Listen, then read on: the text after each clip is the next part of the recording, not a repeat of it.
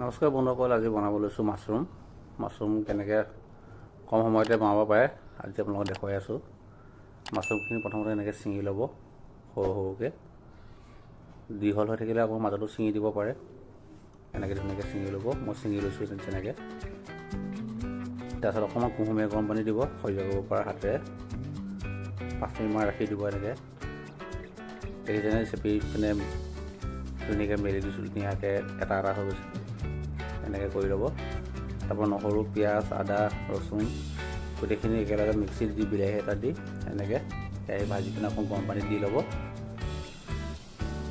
মছলাখিনিৰ পৰা যেতিয়া তেল বিঙিব, তেল যেতিয়া ওলাব, তেতিয়া মাছৰুমখিনি দি দিব লাগিব। মই সিজাই আছোঁ। এতিয়া মাছৰুমখিনি দি দিলোঁ। এতিয়া ধুনীয়াকৈ পূৰা লেট পেট খাই গ'ল। এতিয়া কম ফ্লেমত বাঢ়ি থাকিব লাগিব। ইয়াৰ পৰাও মছলাখিনি তেল এৰিব। তেল এৰাৰ লগালগ আৰু অকণমান পানী দিব লাগিব। তেনেকৈ ভাজি থাকিব। এনেকৈ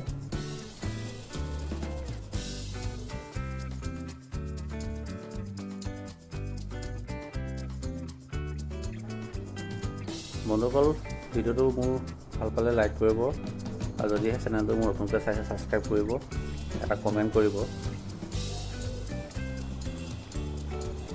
সেয়ে চব খাবলৈ ৰেডি হৈ গ'ল। ভিডিঅ'টো কেনে পালে জনাব। আপোনালোকৰ পৰা কমেণ্ট এটা বহুত আশা কৰোঁ। চেনেলটো মোৰ ছাবস্ক্ৰাইব কৰিব। আজিলৈ আহিছোঁ। Bye bye, take care.